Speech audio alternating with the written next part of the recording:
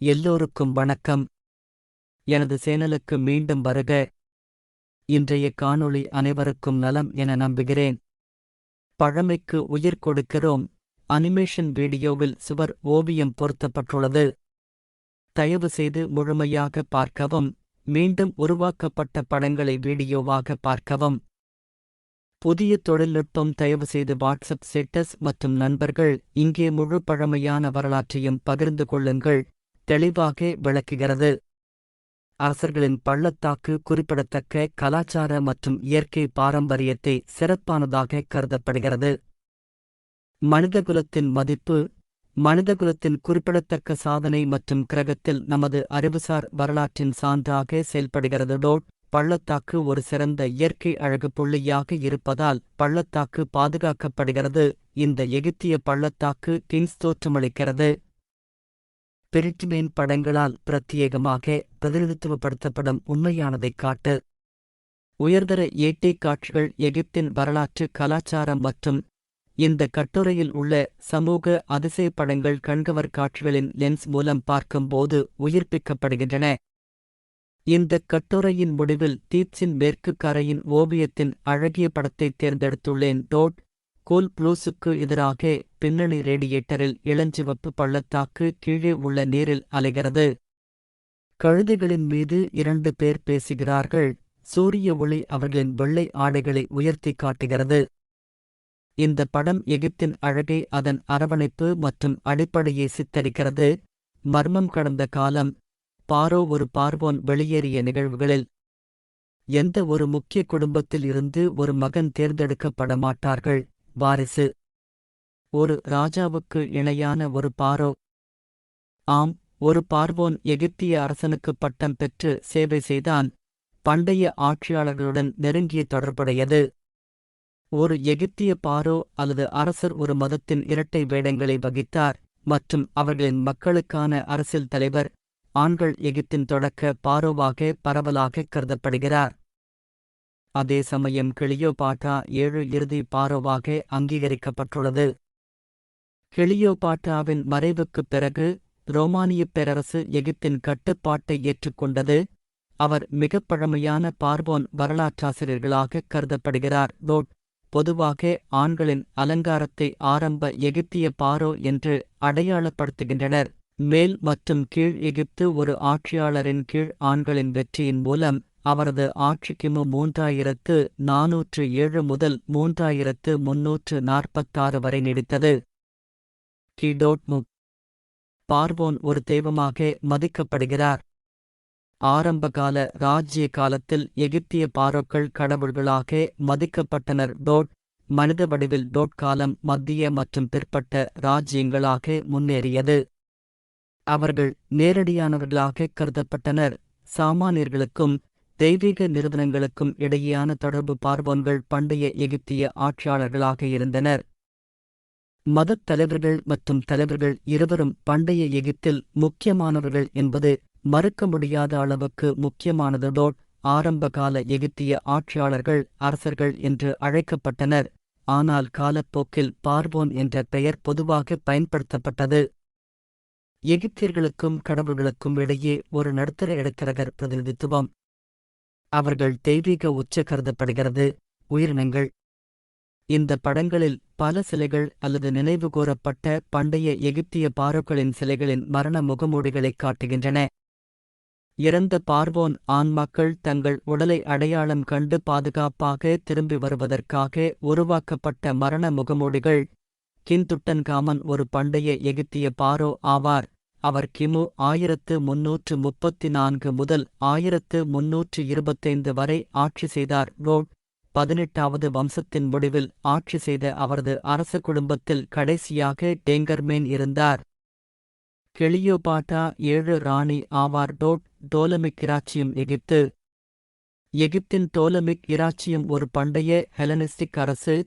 எகிப்தின் அனைத்து வீழ்ச்சியும் ரோமானியப் பேரரசின் கட்டுப்பாட்டிற்குள் தள்ளியது மற்றும் நம்பிக்கை 18வது வம்சத்தின் 9வது பாரோவாகும். அவர் ஜூன் 1386 முதல் கிமு 1349 வரை எகிப்தை ஆட்சி செய்தார். எகிப்தின் கலை மற்றும் சர்வதேச உச்சத்தின் போது அவர் ஆட்சி செய்தார்.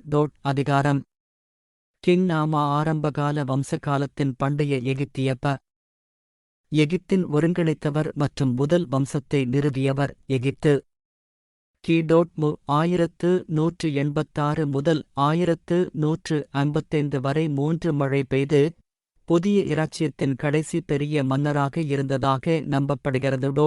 எகிப்தின் மீது எகிப்தின் 18வது வம்சத்தின் 3வது பாரோ துட்மோஸ் மிக ஆழமாக பிரச்சாரம் செய்கிறேன். லிவாந்தா நியூபியா முன்பு எகிப்தின் எல்லைகளைத் தள்ளுகிறது. மரியா ஒரு பண்டைய எகிப்திய பாரோ. மற்றும் எகிப்தின் 6வது வம்சத்தின் 3வது மன்னர். இவர் கிமு 24 மற்றும் 23ஆம் நூற்றாண்டுகளில் 40 ஆண்டுகளுக்கும் மேலாக ஆட்சி செய்தார். இறுதியில் பழைய ராஜ்ய காலம் உட்டாகா பண்டைய எகிப்தின் பாரோ மற்றும் 5வது வம்சத்தை நிறுவியவர். கிமு 25ஆம் நூற்றாண்டின் முற்பகுதியில் 7 முதல் 8 ஆண்டுகள் வரை பழைய இராச்சிய காலத்தில் கன்று மழையை பயன்படுத்துங்கள். இது யூரேகாருத்திருக்கலாம் என்று நம்பப்படுகிறது. சிம்மாசனத்தில் ஏறுவதற்கு முன்பு இன் பிரதான பாதிரியாராக இருந்தவர்கள் 4வது வம்சத்தின் பண்டைய எகிப்திய பாரோ மன்னராக இருந்தார். பழைய இராச்சியத்தின் போது ஜெப் பெரிய பிரமிட்டைக் கட்டிய குப்புவின் சூரியன் மற்றும் உடனடி சிம்மாசன வாரிசாக இருந்தார். கிசாவின் நெப்பர்டிட்டி பண்டைய எகிப்தின் 18வது வம்சத்தின் ராணி மற்றும் பாரோ எகனாடனின் பெரிய அரச மனைவி ஆவார். நெப்பர்டிட்டியும் அவரது கணவரும் ஒரு மதப் புரட்சியை வழிநடத்தியதாக அறியப்பட்டனர். ஏனெனில் தம்பதியினர் ஒரு கடவுளை மட்டுமே நம்பினர். சந்த வைலி ஓக்கின்ஸ் என்றும் அழைக்கப்படுகிறது. இது எகிப்தில் உள்ள ஒரு பள்ளத்தாக்கு மற்றும் மிகவும் பிரபலமான தளமாகும். மற்றும் பார்வையிட வேண்டிய முக்கிய இடங்கள் எகிப்திய புதிய இராச்சியத்தின் சக்திவாய்ந்த பிரபுக்கள் மற்றும் பாரோக்களின் பகுதியில். பள்ளத்தாக்கு மேற்கில் அமைந்துள்ளது. நெக்ரோபோலிஸ் இசைக்குழு இதயத்திற்குள் நைல் வங்கி மற்றும் தீவ்ஸ் நவீன லக்சருக்கு எதிரே உள்ளது. 18ஆம் நூற்றாண்டிலிருந்து பள்ளத்தாக்கு எகிப்திய மற்றும் தொல்பொருள் ஆய்வுகளில் கவனம் செலுத்துகிறது. 63 கல்லறைகள் மற்றும் அறைகள் பள்ளத்தாக்கில் வைக்கப்பட்டுள்ளன. ஆங்கிலேய தொல்பொருள் ஆராய்ச்சியாளர் ஹோவர்ட் கார்ட்டர் கிண்டு டெங்கர்மேனின் கல்லறையான வேலி திகின்ஸைக் கண்டுபிடித்தார. எகிப்திய மற்றும் தொல்பொருள் ஆய்வுகளில் கவனம் செலுத்துகிறது. 63 கல்லறைகள் மற்றும் அறைகள் பள்ளத்தாக்கில் வைக்கப்பட்டுள்ளன. ஆங்கிலேய தொல்பொருள் ஆராய்ச்சியாளர் ஹோவர்ட் கார்ட்டர் கிண்டு டெங்கர்மேனின் கல்லறையான வேலி திகின்ஸைக் கண்டுபிடித்தார்.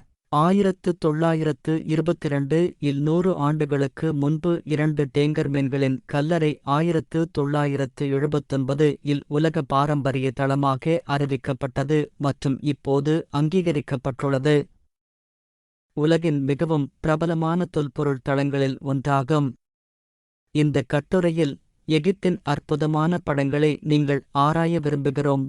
மற்றும் பள்ளத்தாக்கு ராஜாக்கள் காப்பகத்தில் தீர்ப்பைக் கேட்பதற்குப் பக்கத்தில் அறையிலிருந்து மெழுகுவர்த்திச் சுடரை மிளிரச் செய்யும் அனல் காற்று வெளியேறுவதை முதலில் என்னால் பார்க்க முடியவில்லை.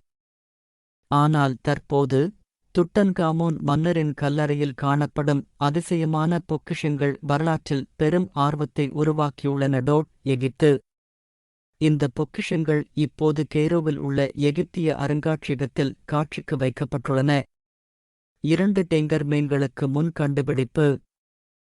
கடந்த 2 நூற்றாண்டுகளாக பள்ளத்தாக்கு நவீன எகிப்திய ஆய்வுக்கு முக்கிய கவனம் செலுத்துகிறது. பிரெஞ்சு இராணுவத்தின் உறுப்பினர்கள் முன்னணியில் உள்ளனர். நெப்போலியனின் எகிப்து பயணத்தில் அறியப்பட்ட கல்லறைகள் பகுதியின் வரைபடங்கள் மற்றும் திட்டங்களை வரைந்தார். கின்ஸ் பள்ளத்தாக்கு ஆராயப்பட்டது. 19ஆம் நூற்றாண்டு முழுவதும் ஐரோப்பியர்களால். இப்பகுதியை இத்தாலிய ஆய்வாளர் ஜியோவானி பெல்சோனி பார்வையிட்டார். என்று உப்புக்காக வேலை செய்தார். பண்டைய எகிப்து 18வது வம்சம் 1816 இல் மற்றும் சேதி. அடுத்த ஆண்டு சேதி. நான் புதியதொரு பாரோவாகவும் இருந்தேன். இராச்சியம் மற்றும் ராமேசஸின் தந்தையும் கூட. பள்ளத்தாக்கு கண்டுபிடிக்கப்பட்டது மற்றும் அனைத்து கல்லறைகளும் அமைந்துள்ளன. பள்ளத்தாக்கில் நூற்றுக்கணக்கான கல்லறைகள் உள்ளன. அவற்றில் சில இன்னும் உள்ளன. தோண்டி எடுக்கப்பட்டது மற்றும் மற்றவை இன்னும் கண்டுபிடிக்கப்படவில்லை. கல்லறைகள் மேற்கில் உள்ள பள்ளத்தாக்கில் சுண்ணாம்பு பாறையில் வெட்டப்பட்டன. நைல் நதியின் பக்கம் ஆரம்பகால கல்லறைகள் புயல் நீர்வீழ்ச்சியின் கீழ் சிறிய சரிவுகளின் மேல் இருந்தன. மிகவும் சிக்கலான மற்றும் மிகப்பெரிய கல்லறை கின்ஸ் பள்ளத்தாக்கில் அவர்களில் பலரின் புதைகுழிகள் ராமேசஸின் மகன்களைக் கொண்டதாக கட்டப்பட்டதாக நம்பப்படுகிறது. எகிப்தின் 19வது வம்சத்தின் 3வது பாரோ ரமேசஸும் கூட. இந்த கல்லறை 1980களின் பிற்பகுதியில் அமைந்துள்ளது மற்றும் ஓரளவு தோண்டப்பட்டது 1990களில். ஜான் கார்னர் வில்கின்சன் ஒரு ஆங்கில பயண எழுத்தாளர் மற்றும் 1821 முதல் எகிப்தில் வாழ்ந்த முன்னோடி ஆவார்.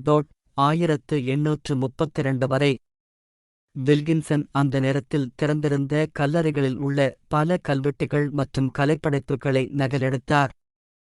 அவர் புதிய காலவரிசையை சேகரித்தார். ராஜ்ஜிய ஆட்சியாளர்கள் கல்லறைகளில் உள்ள கல்வெட்டுகளை அடிப்படையாகக் கொண்டவர்கள். வில்கின்சன் 2 எண்களின் அமைப்பை நிறுவினார். கின்ஸ் பள்ளத்தாக்கின் சேர்க்கைகளுடன் பயன்படுத்தப்பட்டது குறிப்பிடத்தக்க கலாச்சார மற்றும் இயற்கை பாரம்பரியத்தை கொண்டுள்ளது. மனிதகுலத்திற்கு சிறந்த மதிப்பாக கருதப்படுகிறது. பள்ளத்தாக்கு அதன் ஏற்றுக்கொள்ளப்பட்ட உலக பாரம்பரியத்தின் காரணமாக பாதுகாக்கப்படுகிறது. பள்ளத்தாக்கு நிலை மனிதகுலத்தின் குறிப்பிடத்தக்க சாதனையை குறிக்கிறது மற்றும் நமது சான்றாக செயல்படுகிறது. கிரகத்தின் அறிவுசார் வரலாறு. பள்ளத்தாக்கு ஒரு சிறந்த இயற்கை அழகு புள்ளியாக இருப்பதால் பள்ளத்தாக்கு பாதுகாக்கப்படுகிறது. இந்த எகிப்திய ஷோவில் ஒரு தோற்றம் பிரத்யேகமாக பிரிட்டிமேன் படங்களால் குறிப்பிடப்படுகிறது. உயர்தர ஏட்டை காட்சிகளின் சிறப்பம்சங்கள். இந்த கட்டுரையில் எகிப்தின் வரலாற்று கலாச்சார மற்றும் சமூக அதிசயங்களின் படங்கள் எப்போது உயிர்ப்பிக்கப்படுகின்றன. கண்கவர் காட்சிகளின் லென்ஸ் மூலம் பார்த்தேன். இந்த அழகான படத்தை மேற்கு கரையின் ஓவியமாக தேர்ந்தெடுத்துள்ளேன். தீபீஸ் தூரவுண்ட் ஓப் திஸ் ஆர்டிக்கல். த பிங்க் வேலி இன் பின்னணி ரேடியேட்டருக்கு எதிராக கோல் ப்ளூஸ் கீழே தண்ணீரில்